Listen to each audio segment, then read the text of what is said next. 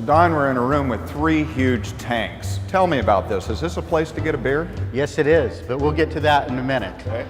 Can I tell you about the process? Yeah, what's going on? We're mixing barley and water here, and it heats up and converts to sugars, and then transfers to the lauter tun over here. And this is where we take out the grains and just the wort, which is organic wort that goes to the kettle for boiling. And then the grains go... We send those to the farmers where they feed it to the cows. Feed it to the cows, Yes. and then the liquid, the leftover, goes to the kettle. and it goes over here. And it boils into the kettle, and we add our hops in here, our organic hops. So this is where it starts.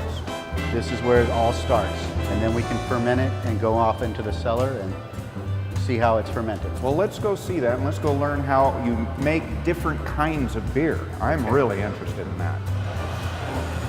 Man, it smells good in here, Don. What's that smell?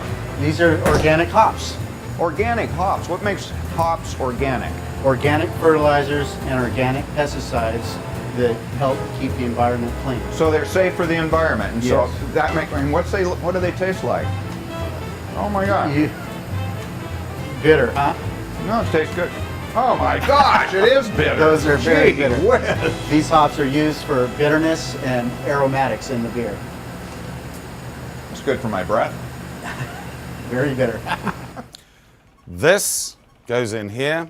And what I'm doing is we're going to sample the beer and make sure that it's good and wholesome and ready for consumption. So they do this randomly to make sure that all the goodness is in there. So we put that in there, put this thing down.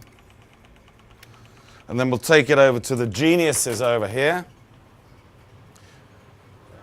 Look at this. Look at these two. Oh. Hey, Einsteins.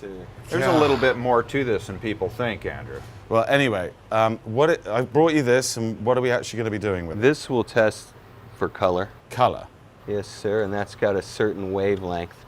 Now, The color has a wavelength. yes, so we shoot a ray of light through that vial, and it tells us how dark something is.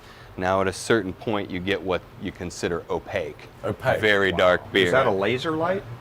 We actually use opaque when you've had too much ultraviolet or deuterium and tungsten, so a regular light and then deuterium, which does UV for us. That's going to be, a number like that's going to be opaque right there. Is that good or bad? That's great. That means it's real dark. That's what we're looking for. He gets opaque when he's had a few. And then the other thing we do is hop oils, how bitter.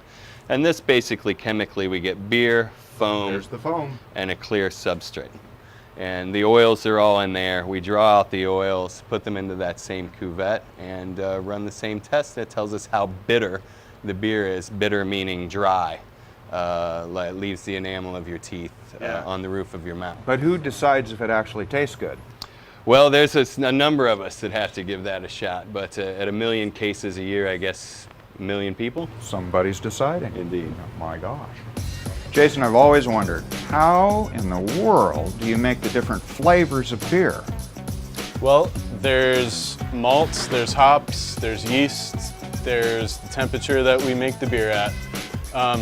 If you think of malts like toast, you can make a really lightly toasted piece of toast, or you can make it completely burnt, and that's basically what malt is.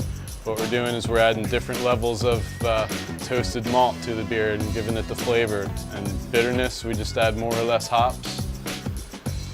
We can add different kinds of yeast and give it different flavor profiles, and we can ferment it at different temperatures and get the same kind of flavor profile as the yeast is gonna do. So it's yeast, it's temperature, it's hops, and it's malt. That's simple. And you can change the flavor.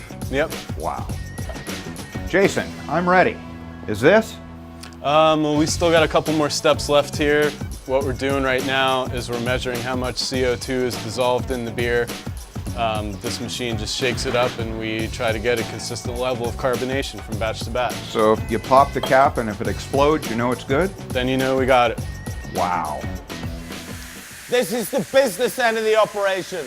These silos, they contain our favorite nectar, full to the brim of beer. At the bottom section, all the yeast collects.